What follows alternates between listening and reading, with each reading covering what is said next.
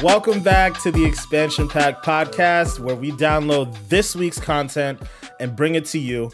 I'm your host, Danzel, aka Black Ice 8, and as always, I'm joined by my co-host, starting off with Manny, aka Goopmaster Flex.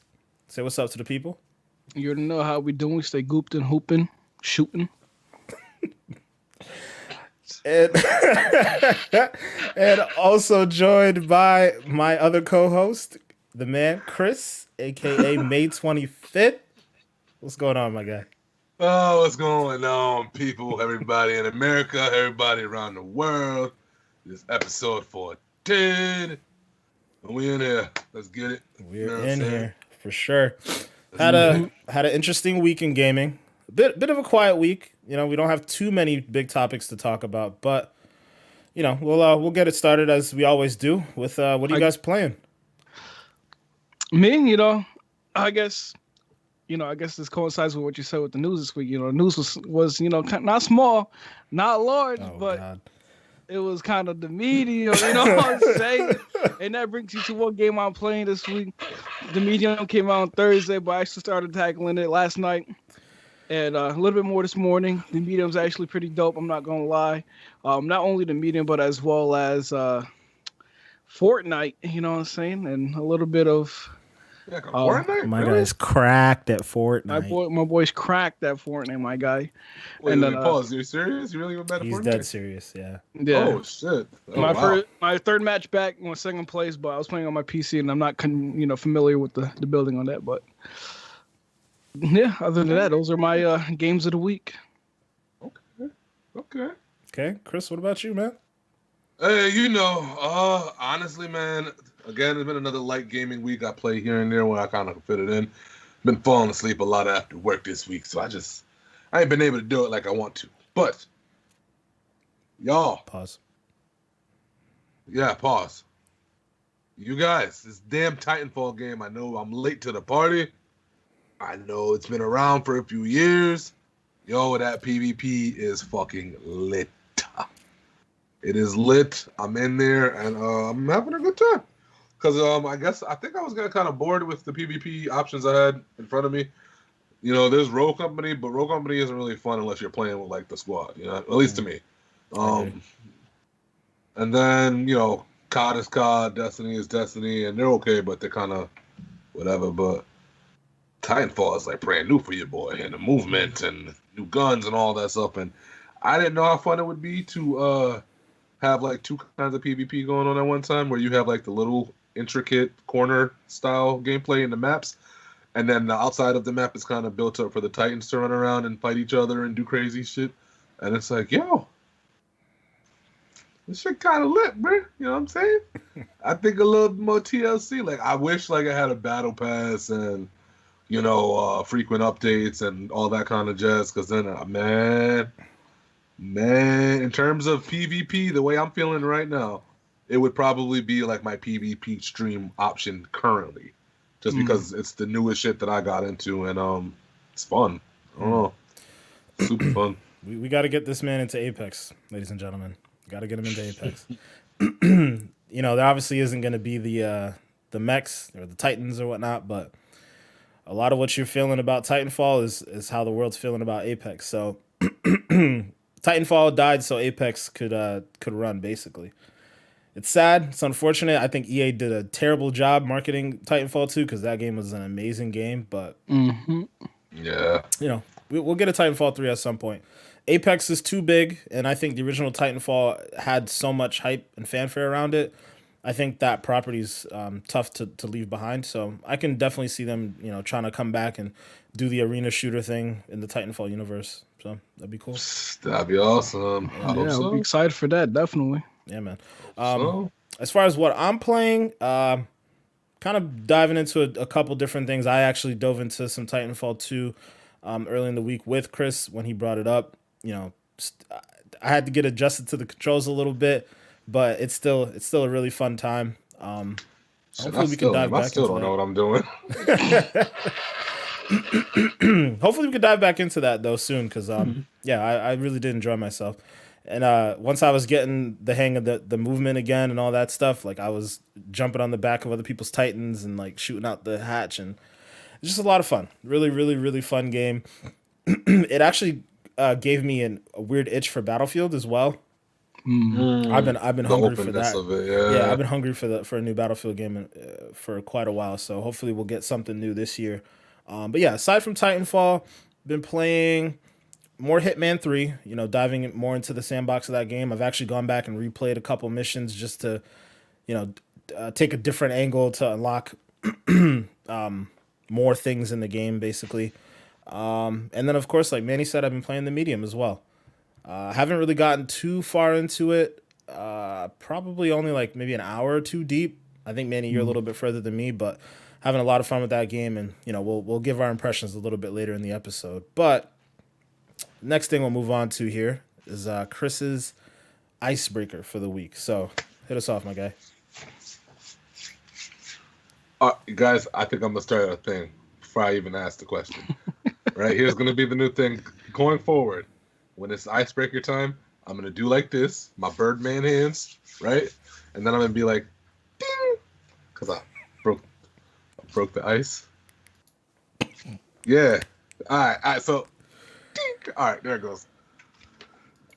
What is your favorite gun of all time from any video game? So, like, not like a big ass gun, not like a special turret gun that you only got to use for like 10 seconds in a level, nothing like that. But the one gun that you could think of throughout your entire gaming history that you connected to the most. Like, all right, for example, right? There's a lot of games where like they give you mad options for your loadout, but you got this one gun and that shit ain't never leave your loadout. Like this shit was like, that was the one you need to call when nobody else getting the job done. You pull that John out. You know what I mean? What gun was that? Okay. You know what I'm gonna say? The DMR from Warzone, my guy, that's cracked. Now let me stop. Which DMR? I'm not gonna say that. The gun is literally called the DMR. Okay. I'm not gonna. That's not my gun. That gun is disgusting. I hate people who use it. It's. But my choice, I'm gonna have to go with the Halo 2 BR. That gun is cracked, and that gun is like my old reliable, especially like going back to like Halo 5 and finding that gun in the map and just two-piece these people. You know what I'm saying? Like quick headshot weapon. It's just like honestly the best gun ever. Like if that gun could be in any game, I would use that all the time, no matter what. Okay. So I knew you were gonna pick that one, and that's why I went so far back that you couldn't take my gun again, or my answer again, I should say. It'll be 3 weeks in a row. So real lightning strikes. I guess in a way I'll pick. I'm not picking two, but I think one of the guns that has a pretty big place in a lot of people's hearts around my age. For anybody who played GoldenEye, I mentioned in a couple episodes beforehand, the Golden Gun was amazing. And once you got that gun, people would just cower in fear because it was a one-shot kill, right? Like you hit someone off with that, you're done. You hold that Golden Gun and you only had like I think like 8 bullets, but if you could like keep stringing those kills together, like it could change the whole complexion of a match, a 1-on-1 match. But that's not actually the gun I'm gonna pick. I had to look it up because I can remember the game. I can remember the gun in the game. I can remember using it and all that stuff, but I couldn't remember the name. So I had to look it up real quick. But it's a gun from Perfect Dark, also on the N64, also made by Rare. It's called the Farsight XR20. And this was like an alien gun that when you scoped in, you could see through walls and stuff and then shoot people through the walls. It's ridiculously fun ass gun. It makes absolutely no sense to be in most modern games, but I hope that when this new Perfect Dark comes out and it has this PvP element, because it's got to have PvP, I hope we get a little nod to it, Maybe not the Far Side exactly, but, something similar, like a good power weapon that, you could shoot through the walls. I feel like that'd be really cool. Or even like a little Easter egg in the story mode. That would be Yeah, a little even that too. dope to bring that back. I know what gun you're talking about because I seen videos on it. You know what I'm saying? If that gun was on PvP, I will not play that.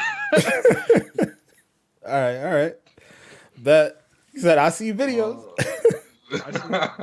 I mean, they have rare replay, on the Xbox, and I still have that game. But Okay. Maybe we got to jump up in there. yeah, facts. Might Throwback have to stream that. Get a little 1v1 going, eh? Oh goodness. A little bit of 1v1.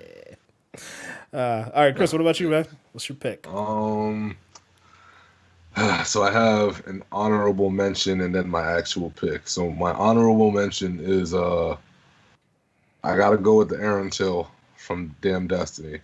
And the only reason listen, that was my honorable mention. That's not my pick.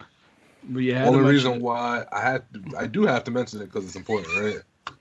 Yeah, but deadass, man, this is the gun that kind of opened the door for me to go into PvP. Because I look at it all the time like my training wheels weapon to kind of like get okay with being in a PvP environment. And my first couple kills with that thing excited the hell out of me, and I kept on coming back to PvP. And I can't say that I might have built up the angst to want to keep coming back in if I didn't have that weapon in my back pocket for so long. They done nerfed it and got it out of the damn sandbox. I can't use it no more. But you know what? I don't need it no more. You know what I'm saying?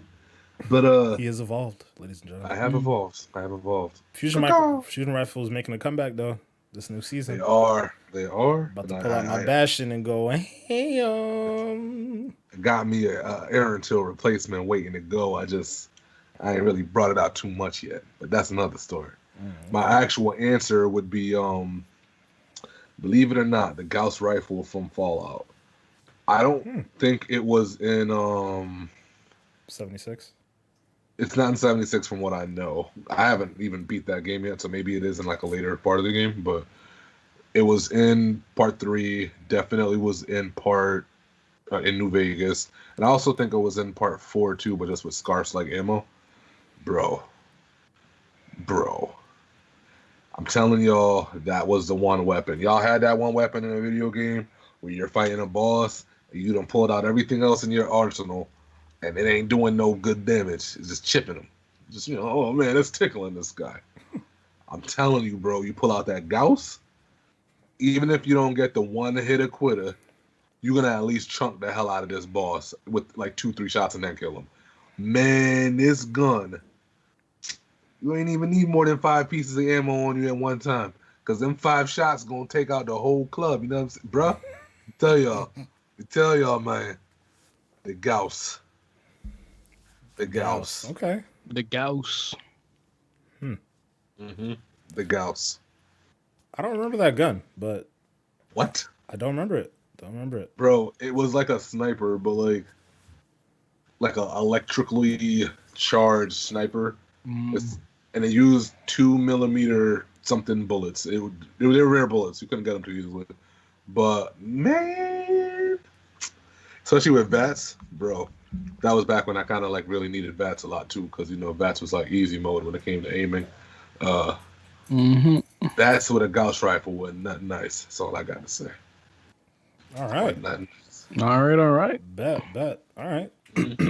Well, thank you for the icebreaker this week. We're as always we'll dive into our topics for the week. Ding. Actually, we're gonna get a sound going for that one. Oh goodness. But yeah, diving into this week's topics. Like I said, it's been a wild week overall. Not so much in the gaming industry. It's been relatively quiet.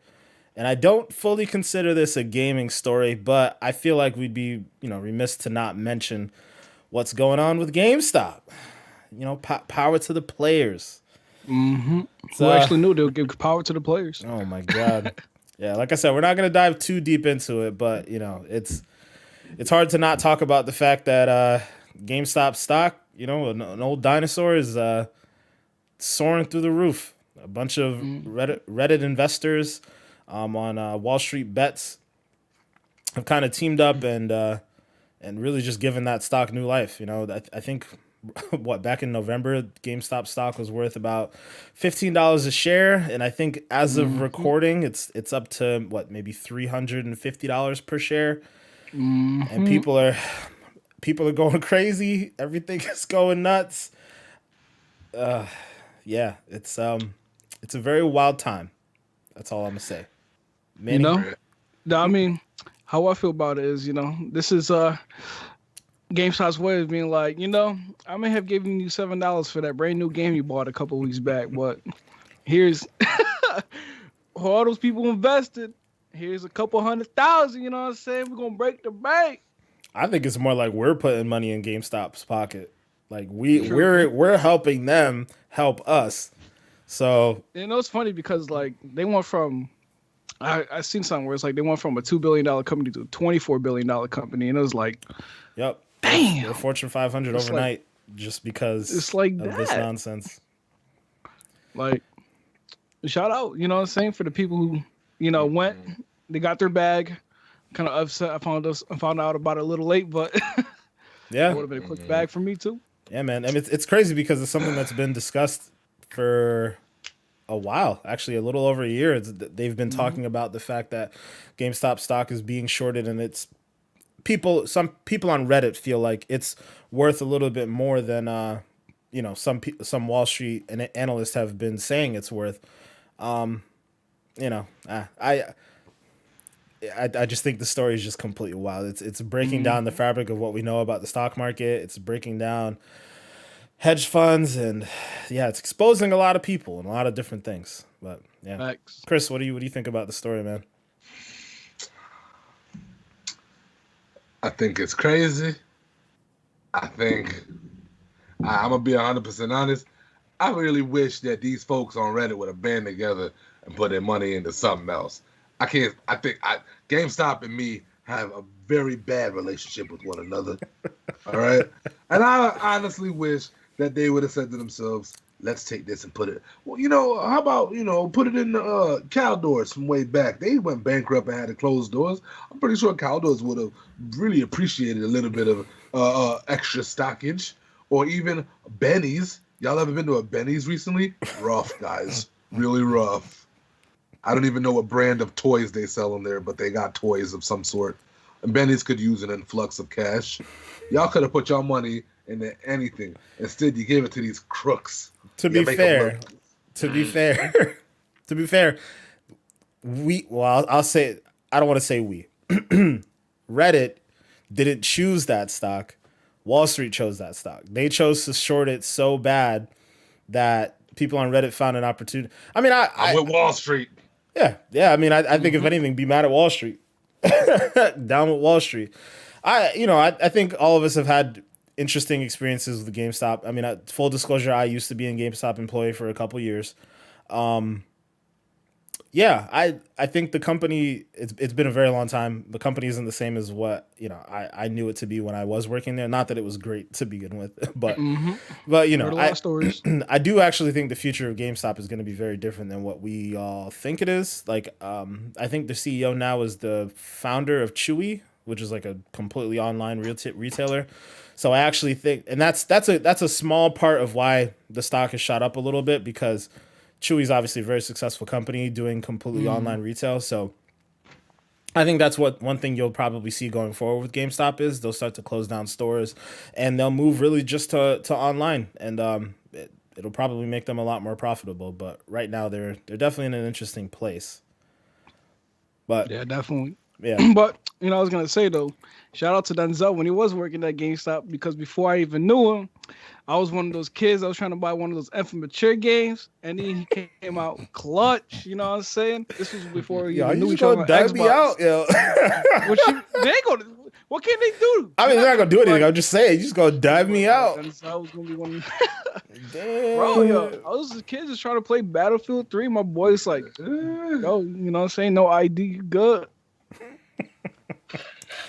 Oh, brother. That was because that was just because of Javon. That was the only reason why you still did it. Got away with it. But yeah, no. It was cool. We were friends. Sucking up my friends back then. It is what it is. But yeah, outside of GameStop, moving on to our next topic here, because like I said, I don't want to dive too deep into the GameStop thing. It's a bit too complex to really talk about on here, but we did get some interesting news about a game that we've talked about in the past, a game that Chris in particular has been pretty excited about. So I'll let him take this one. Ladies and gentlemen, hold on, let me get close to the mic. Ladies and gentlemen, boys and girls of all ages, Biomutant is finally coming out. Believe it or not, on May 25th. That evil laugh. Awesome, real shit though. I am excited. I thought they done forgot about the game. I think it's kind of funny how, like, ironically, we brought it up a few weeks ago, and now, boom, we got a date. But I'm souped. You know, I'm here for these open world RPG type games. I don't know why I feel this in my bones, but I feel like this game has a lot of potential to be like a good game, just based on how different it looks. It looks like they took the feeling of like a Jack and Daxter or like a Ratchet Clank type of game, but made an open world RPG out of it, which is cool. You don't know any games like that right now, so I'm here for it. Yeah, a couple months, people. May 25th. I guess they said there's a lot of bugs in the game that they had to iron out, and then with COVID being a thing, that slows down everybody's production across the board. And apparently the dev team is really, really, really small.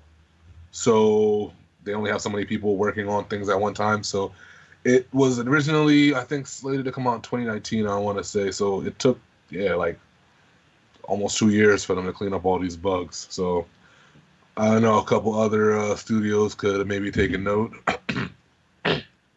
CD Projekt Red. Shots fired! Shots fired! My chest. Oh, God. The Corona coughs. Not Corona, no. No. But no, again, on some serious shit, I am very excited for this game. Yeah, I'm always here for the open world RPG, so let's see what happens. Comes out on your boy's birthday. Let's get it. Yeah, I feel like, they saw you specifically complain. They're like, what's his name? May 25th? All right, we're gonna do this for you, Chris. Tell you, this is just the first of many different stupid things to happen because of my name. I'm telling you, they're gonna one day give me a dumbass drink, and they're like, we call this the May 25th. You goddamn right. Hey, you're gonna go to a bar one day, and this is gonna be the May 25th. Yeah.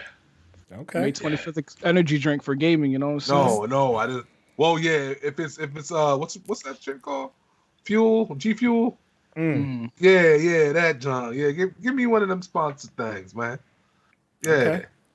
Hey, man. Yeah. I mean, clearly we spoke this Biomutant thing into existence, so Bro, G Fuel. I know you're listening. Pete, my Brandon. If I get a G Fuel flavor, I'm gonna call it the flavor of the day. Nah, it should be called Icebreaker. Oh. Nah. Dink.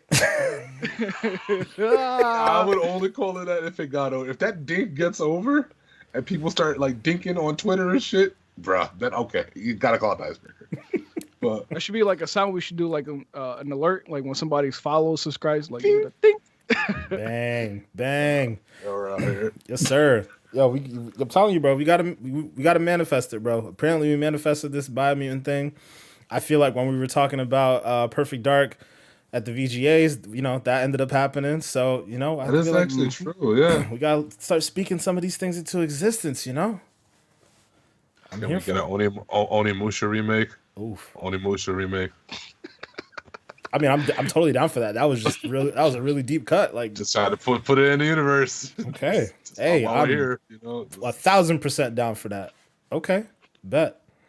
Onimusha. Oh, that's funny.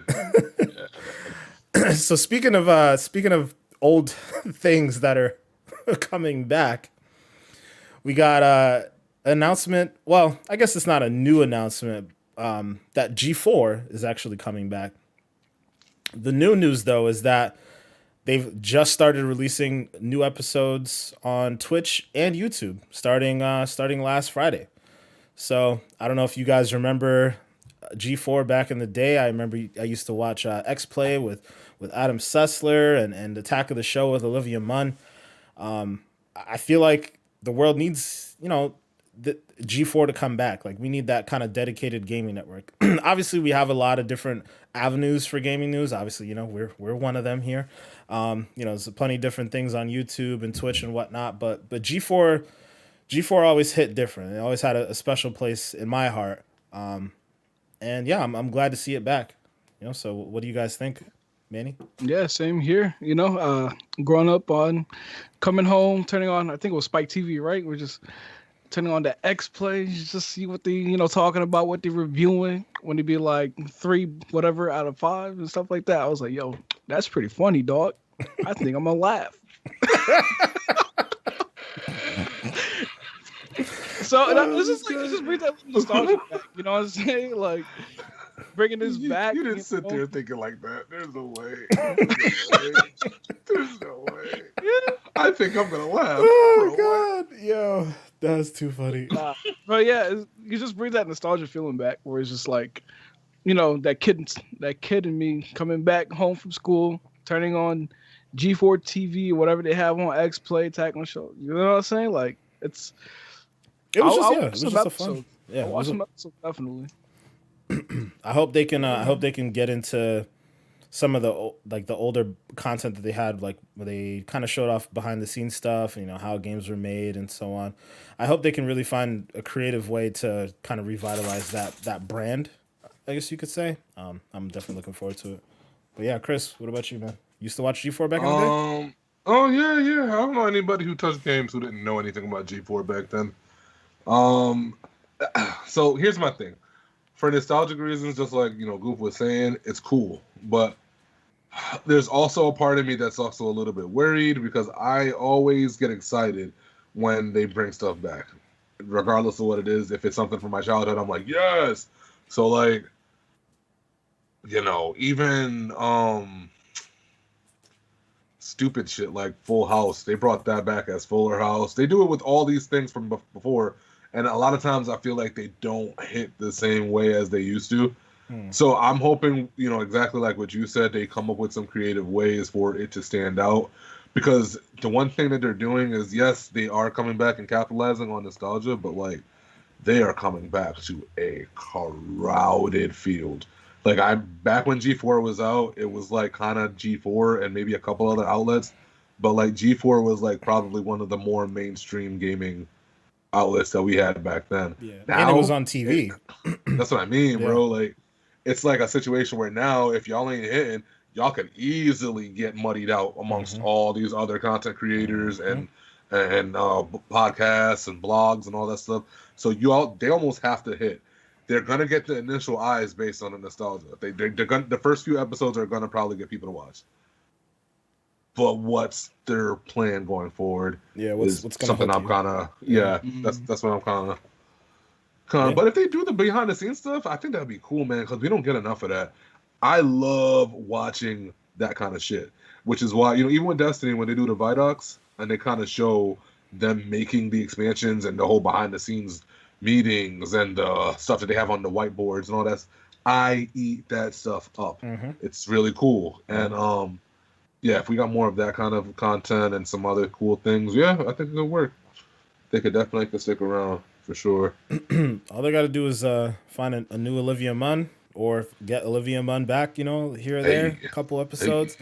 That's already a high-profile person. Everybody loves Olivia Munn. She's not only beautiful, but obviously has a lot of charisma. So, that could be something right there. But definitely something we're gonna have to keep our eye on. I'm glad they're here. I'm glad they're stepping back into that arena. Like you said, Chris, it's a very different time. It's not like you're the only game in town as far as being on TV, and that's really the only thing that we have to watch on TV. You're jumping into the internet and Twitch, where there's dozens of content creators. There's a lot of different people doing very similar things to what Attack of the Show used to be, or X-Play used to be. You look at Kind of Funny Games. They're killing it over there. So yeah, there's definitely a lot going on, but I think if they can bring in the certain personalities and whatnot, I think Kofi's gonna be on there, right? I don't know if it's Kofi in particular because he's not like the main gamer dude, but what's his name? Xavier Woods.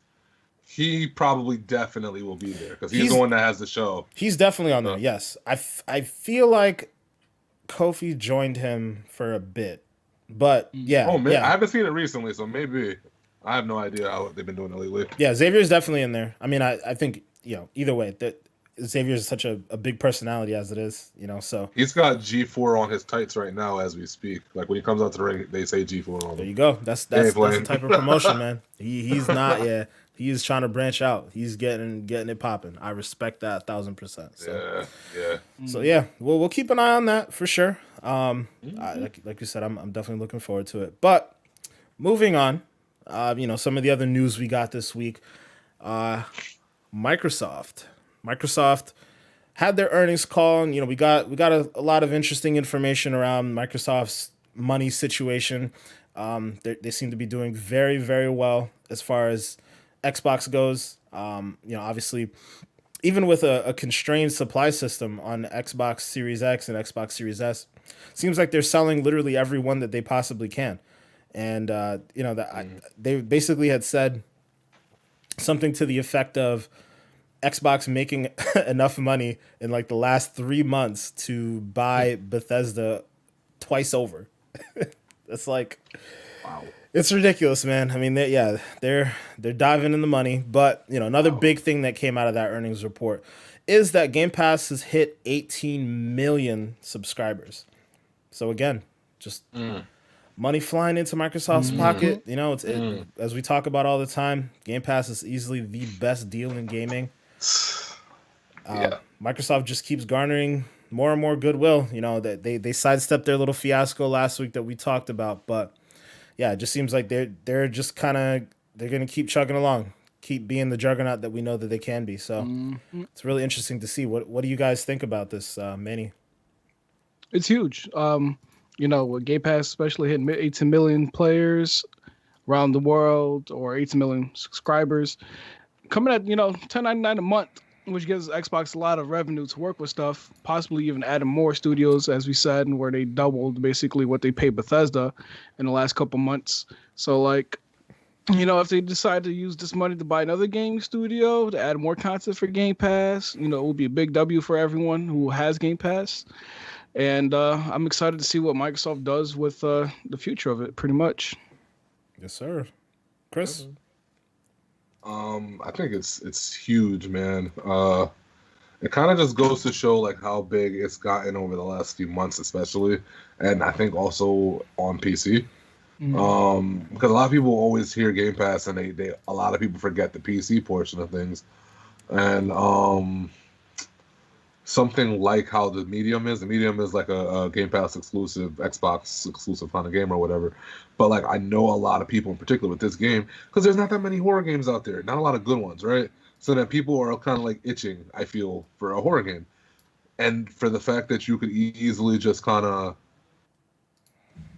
download Game Pass on your computer and just play it if you want to, it's kind of cool. Like, if this was out like 5-10 years ago, that whole Redbox having the game at the Walgreens, I don't think any of that would have ever existed, man, because this would have just undercut it all. Like, it's that good of a buy. So 18 million, I think that's great. I think that's really great for the free-to-play games.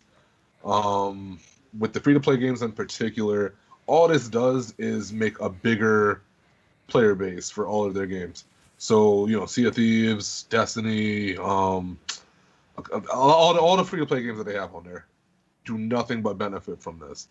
A bigger pool to pull players from for PvP activities or PvE activities or raids or dungeons or whatever. Because they even got Fallout 76 and then Elder Scrolls and a couple other ones on there too. Mm-hmm. That's big for those games to have a free-to-play option just to bring in new eyes.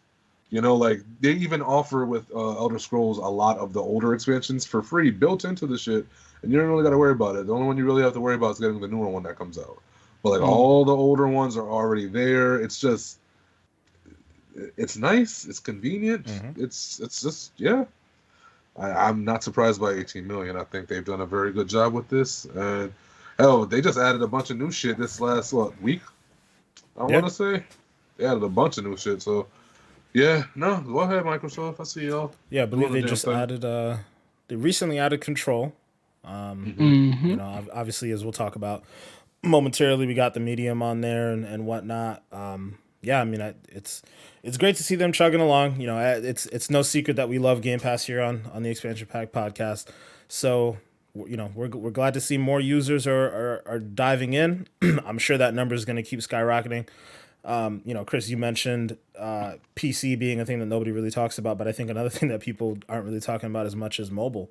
I think there is a subsection of people, maybe not necessarily focused in the U.S., but more emerging markets that may really get a lot of value out of xCloud. And, xCloud being a part of Game Pass, like it's just more value. Mm-hmm. Yeah. So, yeah, definitely looking forward to that stuff. And, basically it looks like what Microsoft plans to do from some of the rumblings we've been hearing is just reinvest that money that they've been making from Game Pass and from the whole Xbox division and just reinvesting that into making more content or acquiring more content, I should say. Yeah. And, that leads us to the next report that we've been hearing that Microsoft plans to make another major Bethesda level acquisition in this year. It's not a big secret that Microsoft's looking to buy another studio, but with the reporting of the rumors that have come out this week, in particular around it being a bigger level acquisition as opposed to just like it's not just a small studio like a Double Fine or something along those lines. No shade to Double Fine because they're an amazing studio, but looking more to another Bethesda level acquisition. Any thoughts or any ideas on what you guys might think it would be? Manny? It's kind of hard to think because like there is like a lot of companies. Like I would love to see like Microsoft maybe buying out somebody like EA, like somebody as big since they already had their they have their little partnership with Game Pass. With the EA play as well. But I'm gonna say my choice would be EA. Like, if Xbox could somehow buy out EA, that would be huge for them. They get the exclusive with EA Madden, even though Madden hasn't been too hot in my opinion the last couple of years. But like that, and as well as like an NBA Live could probably even see a return. I'm just talking about the sports games. We're talking about other games like maybe Battlefield as well. I'd love to see that happen. But it's probably most likely not going to happen just for the simple fact that, games like Battlefield and stuff like that and the sports games like would probably be good for both systems for EA's part. Yeah.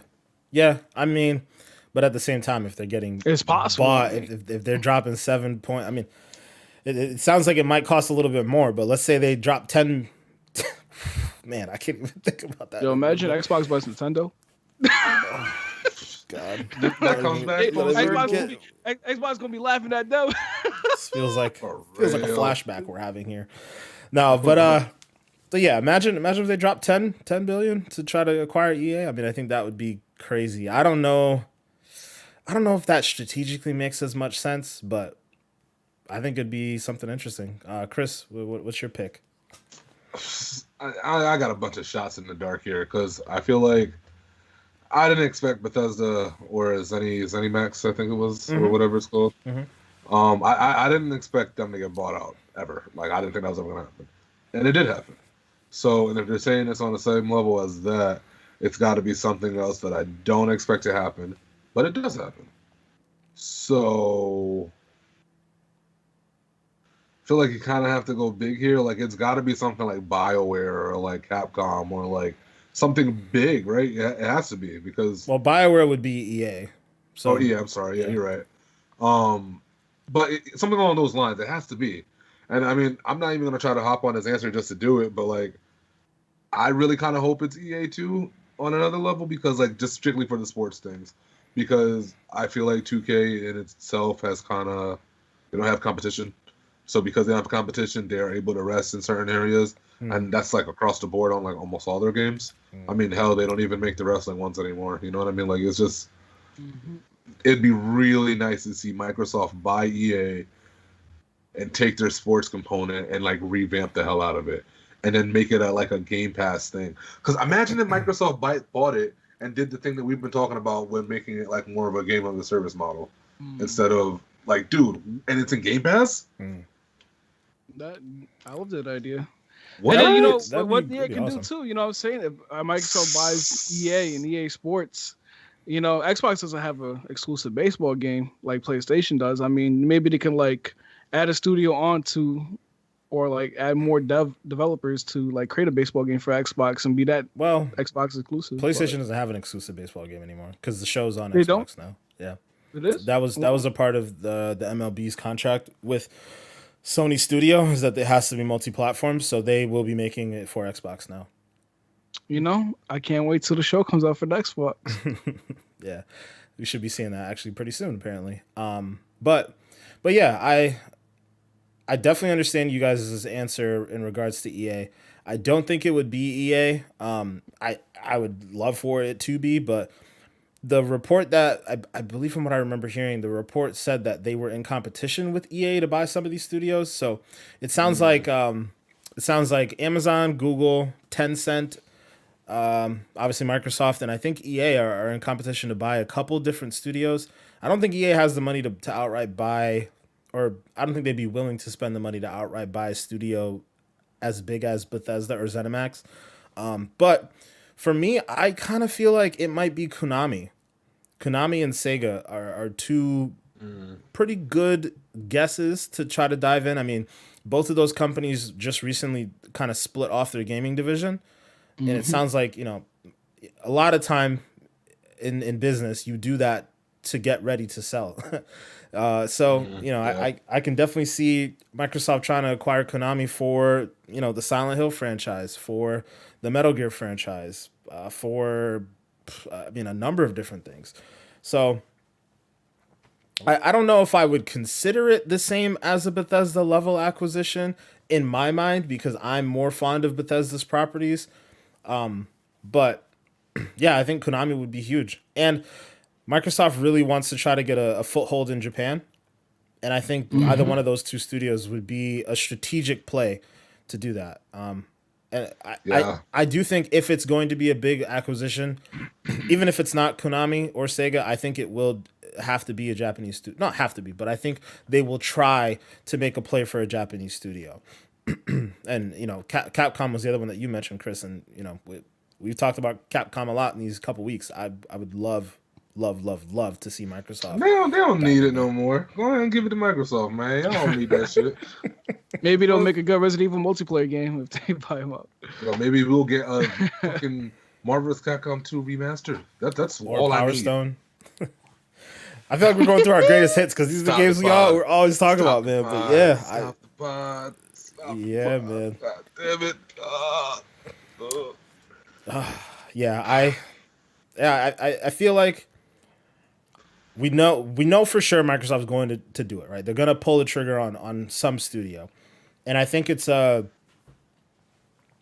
buyer's market right now. I think there's a lot of studios that are looking at the writing on the wall. I think there's so many different companies right now trying to throw their cash at somebody and say, hey, like we're trying to get this thing going. Like, you know, Tencent's been investing like crazy in all these different companies. Tencent owns a decent share. I don't think it's a majority, but they own a decent share of Epic Games.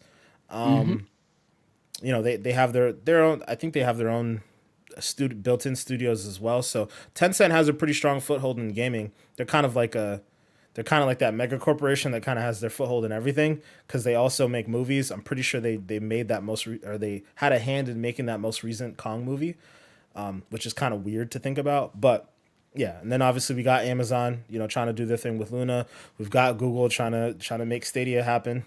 It's probably. I have a question for y'all.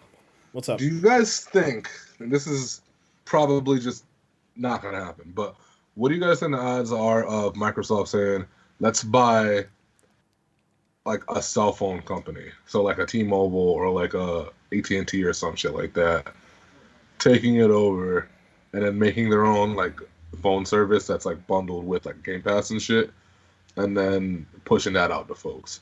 Because I feel like the gaming, like there's phones in general seem like they're kind of shifting a little bit more towards having a specific gaming phone, but it doesn't seem like the gaming phones themselves pick up a lot of steams in the U.S.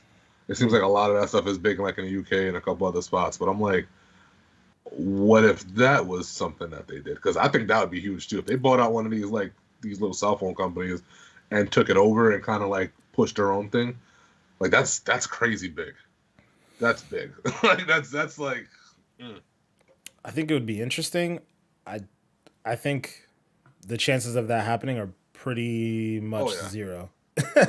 Because I think they have really good partnerships with, AT&Ts and Verizons and so on and so forth. And I also just think that's just like such a massive undertaking that I don't know if they said big. I'm just trying to think. Oh big, yeah, man. no, I feel you. I imagine next week we just hear news. AT&T is bought by Microsoft. Yeah, and then we're just gonna be Chris is gonna be like, I'm calling everything. It's like calling everything first. Buy you and now AT&T. I ain't the big. I ain't the small. Yeah, no, that's a whole pause. He said the medium purchase. You know what I'm saying? No. Moving on. I feel like there's like some. I don't know. I feel like that's like see it happening, though. I don't see it happening. I also just feel like that's like more problematic than it would be worth. Like I feel like there'd be a lot of questions. Like, why are you all trying to buy? Yeah, I don't know. It'd be interesting. It would be cool to see them try to come out with their own branded kind of cell phone that's also very much geared towards gaming and the service and the data and all that kind of stuff that you get. Like your plans that you're choosing are optimized for gaming and shit like that. You know what I'm saying? Not just your cell phone stuff. So like some games probably would run a lot better on like 5G networks and shit like that. But they have specific channels that are just like good for the gaming portion of things. Like I think that'd be really cool. Oof. But yeah, 0% chance. 0%. I feel like it would. I feel like it would end up coming across as like anti-consumer though, because if the phone is fire. I mean, yeah, because then you're saying, okay, you have to get my phone, you have to get my service. Now we're Apple, and there's a large like it's very clear that Apple's not particularly pro-consumer. Like they are very much like you are trapped in our walled garden, and the only thing that the only step that kind of keeps them from being like that full. Like you're trapped and that's all you can do is from Apple not buying a mobile carrier. If they did that, then that's like a huge red flag for a number of different reasons. And I think Microsoft wants to stay very far away from that type of stuff. It seems like they are very much like, let's be everywhere. Let's be as ubiquitous as we can possibly be. So we're going to be on every phone. We're going to be on every carrier. We're going to be on every device. And I think buying a mobile carrier would be completely counterintuitive to that. I think their focus is purely content. They're trying to get as much content as they can muster so that they can push that content out to literally everything, everyone, everywhere. So yeah, I think the phone company acquisition, while it would definitely be really enticing and we would have a very long discussion about it. I can't see it happening. I feel like that'd be another one of those things where they'd be shooting themselves in the foot because everybody'd be like, well, what the fuck is this? Like, why y'all want to be a mobile carrier now? Like, unless it was fire. That's only if the shit was fire. Even if it was fire, it would cause too many problems, I think. Because I have no doubt that they would do a great job with it, but I think you could say that about a lot of different things that they do. I think they really want to focus on being everywhere. Period. Mm-hmm. I just want to see them shit on Nintendo. I just want to see it happen. I mean, in a lot of ways, they already are. It's just I'm talking about snuff them out. Snuff them out. Get them the fuck out of here. Well, how would that snuff them out? Because people would deal with buying their phones and their cool ass service / gaming service at the same time over buying a Switch. Because why you need a Switch then if you have the phone that can kind of do what the Switch does, but like for Microsoft. Yeah, but by that logic, wouldn't you already have that? Like your phone right now does everything the Switch does, and you would be able to play. You can already play like xCloud on it. I mean, yeah, but it's not optimized for it. Like, I mean, like the Samsung phones are. Mm-hmm. I don't have a Samsung phone, and I mean, even with that, right? They ain't got the whole adaptive triggers and all that shit on their phone. Like the Raj phone, like when I looked at that shit, like that shit looked like a gaming phone. So like I guess when I think about it, I'm thinking along the lines of those. Like that shit has the capacitive, the touch buttons on the side to like emulate, I guess, the triggers. And then it's got like the huge ass battery and all that kind of good shit, I guess, to support long gaming hours. It's so you it's want like them to make a geared towards switch? it. Well, that's what you're saying. You want them to make a switch. Okay. I don't think they need to buy a mobile carrier for that. Just to be clear. I just think it'll be cool. Okay. I think it would be interesting. And I'm just trying to think big. You know what I'm saying? That's all. Just trying to think big. Chris trying to get his mobile service built into Game Pass, man. I think that would. Yo, yeah, man. Bundle that, John. Oh man. And put it in with my Spotify, and we'll be in heaven. All right. My God. All right. Well, speaking of Game Pass, and something we've been alluding to, the big release this week that is exclusive to Game Pass for Xbox and PC is the Medium. As Manny says, it's not small, it's not large, it's the Medium. I was gonna say a joke when he said the big release. I was gonna say more like the Medium release. Oh God! Oh man! Yo, how many pauses I need to get ready for this whole section? Right here? Just let me know. Hopefully not many. At least about 5 I got ready for now, but I feel like I'm gonna need more. Well, go. Anyways, Manny, since you're out here with the Medium jokes, we'll let you get it started, man. What's your first impressions on the game? I love it. You know what I'm saying? It's that classic horror vibes I get from the game that I love the most. It ain't one of those games where it's like, a Resident Evil where you got a gun, you're walking around shooting things. It's more of like the, suspense feeling. You're running around doing these objectives. You don't know what's going to hit you next. So I kind of love that suspense where it's like, you basically got to like run your way through, hide, sneak by sometimes. Solve puzzles and whatnot. Yeah. Mm-hmm. I love that feeling. It's kind of, I want to say it's kind of like the Outlast, because the Outlast is like you pretty much running the whole match. You got to, figure out some puzzles too, where like it makes you think outside the box, which I really like a lot too. So yeah, I mean, for first impressions, I really love the game. The game looks beautiful in the sense of like the world that it has, even though like the world looks like it's in hell, but yeah, like I said, great design. The way like the effects happen in the game when you use the light and all that kind of stuff. It really, The chef's kiss. Damn, he gave it the chef's kiss. All right. Okay. Yeah, man. Well, Chris, I know you haven't gotten a chance to play it just yet. Nope. We're still working on getting Nope. Getting you an Xbox Series X since it is exclusive to the next gen. They didn't tell me it was exclusive. Yeah, so that's another reason why I'm playing Titanfall this week, y'all. Okay. Well, we're obviously going to keep our discussion on this pretty light as far as avoiding any spoilers. We're definitely keeping it at first impressions for now.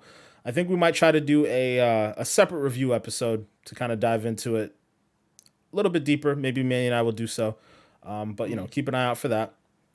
But Chris, from what you've seen so far, reviews and whatnot, give us your impressions on the game. I mean, it looks pretty good, and it definitely looks like it kind of like fills that void for horror games, because it always feels like we don't get a lot of them. It's funny. It's kind of like how it is with movies. It's like it feels like we don't get too many horror movies either, and then when we do get a good amount of them, most of them are mediocre. And every so often you get a good one. And this one, just from the outside looking in, kind of, I guess, gives me the vibes of something that could have a lot of potential. The thing I did like from what I was seeing was the whole thing with the Maw, who I guess is like I don't think this is a spoiler, but the Maw, I guess, is the main antagonist in the game. Mm-hmm. And I like the mechanics that they put into the game involving the Maw. Such a situation where like you can't necessarily fight back and all those kind of things. I like that. That's cool. Because I think in a past episode we were talking about how they were going to try to create tension and how they were going to try to utilize both of the worlds to give you that environment the way you want it. Mm-hmm. And just from how it looks like they're hitting the nail on the head with some of that stuff. I can't wait to finally play it when I finally get an opportunity. when the universe finally decides it's okay for me to be great and let me get an Xbox. But yeah, no. When I saw it looked really good. Can't give it a rating, but the eye test looks, yeah. Okay, So yes, just 10 cents a day. You can hope May 25th secure an Xbox console. Uh, uh, In the 20 cents a day. 20 cents. We'll double that up. 20 cents a day, y'all. All right. I mean, we gotta find you one first. Forget the cost. We gotta find you one. No. Forget no True. cost. Start right now, y'all. 20 cents a day. All right. But yeah, for me, I haven't, obviously, like we mentioned, I haven't finished the game yet either. But definitely playing through the first hour or two, having a really, really good time. It's definitely, they caught me a couple times with a few jump scares. Manny heard them while we were talking in the party chat. But yeah, man, the game's got me a little freaked out, here and there. But the ambiance of the game is just so good. Like, Manny and I were talking about this earlier today. The graphics of the game were pretty undersold in that little video that they that 14-minute trailer that they gave us. Like, the world is absolutely gorgeous. Like, the ray tracing that hits in certain scenes, whether you're in the real world or in the upside down as we call it. Yeah, it's just really beautiful. It's like sometimes like I kind of like sit back and like I'm in awe of the ambiance that it's created. I will say the character model isn't like, it doesn't match the environment. Like Marianne, the main antagonist, and also like Sadness, they don't look bad, but they don't look as good as the world around you. And I think the game designs itself in such a way that doesn't matter as much, because with the different camera angles, like it's not a third person like over the shoulder game, right? So they don't necessarily have to focus on the character animations as much. So it makes sense that they really focus more on the environment, because the camera angles lend itself to you seeing more of the environment than you are seeing of the player. But yeah, I think it's just an interesting way to design the game. It definitely gives me heavy Silent Hill vibes, especially considering you're not in control of the camera. It creates a really suspenseful feeling in the way the camera switches from position to position. Chris, as you mentioned, the Maw is a really interesting character. Also, everything that's happening around you is just very interesting to dive into and learn a little bit more about the people that were in this this resort that you're basically kind of traversing through. There's a really interesting mechanic that I've been diving into where, and I'm trying not to spoil anything, so I'm being very careful with my wording. There's a lot of like investigating that's happening at this point in time in the game. You're learning more about the people who died in the resort, and you're kind of helping them along the way. And it's really cool. I'm really excited to dive into it a little bit more, after we're done recording today. And yeah, I really, really like it. Mm-hmm. Yeah, man. Yeah, can't wait to play it. I guess you could say have a medium height for this. You know what I'm saying? This man needs to stop. Somebody stop this man. I gotta take this man away. For 20 cents a day, you can stop Manny from making these terrible jokes. For 20 cents a day, you can put on Dogecoin and become rich. No, I saw. God. You can help monetize. You can help May 25th get an Xbox. Yeah, yeah. For only 30 cents a day.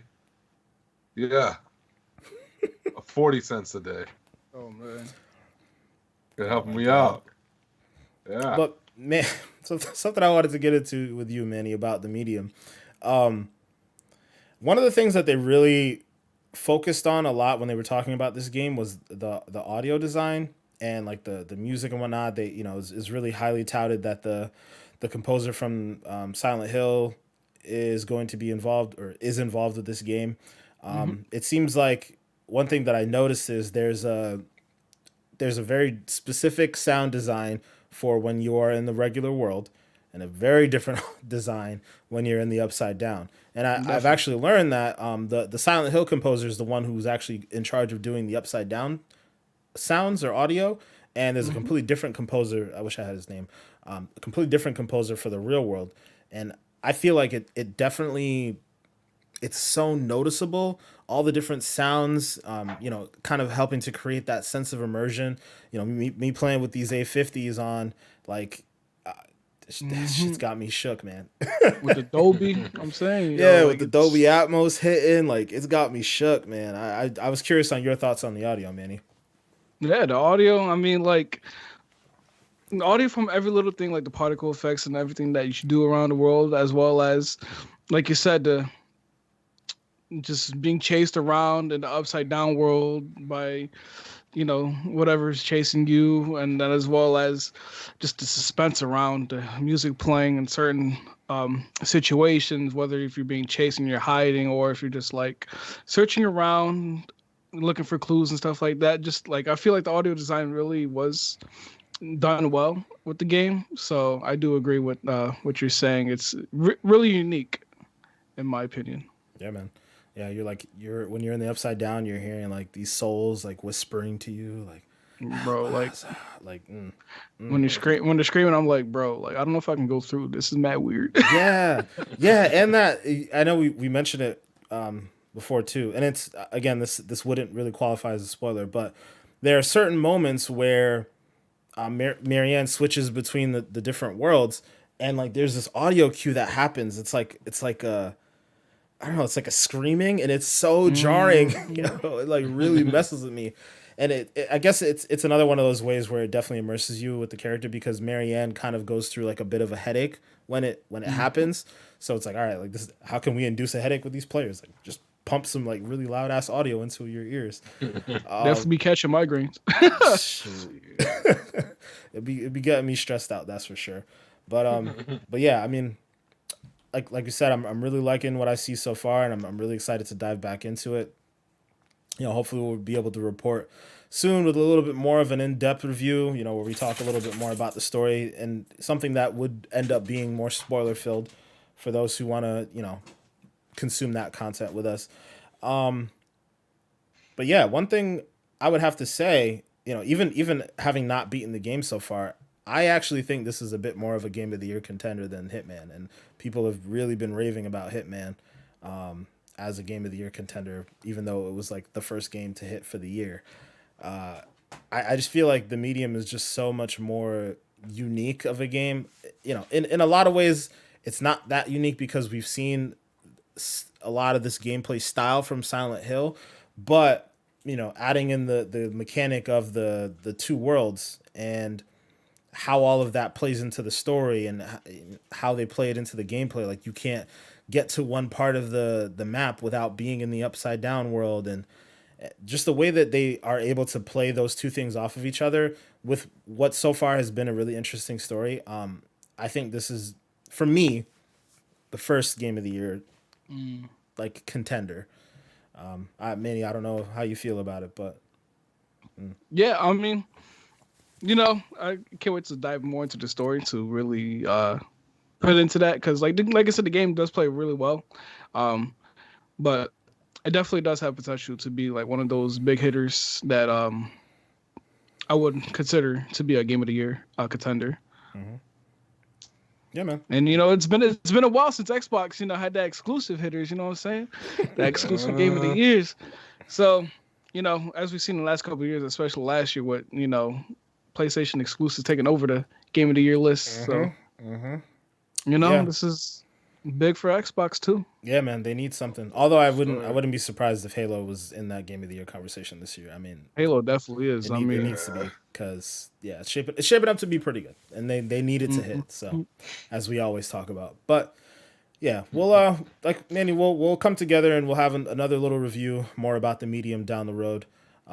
Chris, did you want to add anything else? I feel like we're leaving you out here. No, I mean, I don't have too much more to add. I'm just waiting again for the universe to allow me to be great so I could play. I guess when I do get it, I'll try to stream that too. I'm just going to be stacking up a bunch of scary games and just do like a whole week or something like that of just scary video games, because I don't know how else to do this. Like I said to y'all before, I got to get my mind right for this shit. I was very scarred by the first 10 minutes of The Evil Within. very scarred. I am traumatized.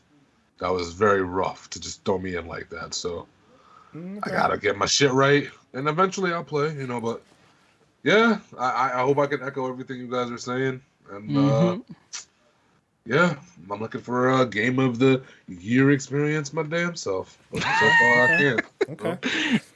Just to mention it to your comment about scary games, the original Resident Evil remake is going to be Games with Gold, February 1st.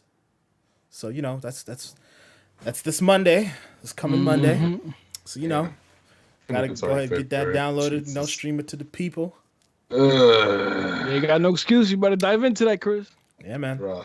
That's your medium substitute. Pause. Please pause.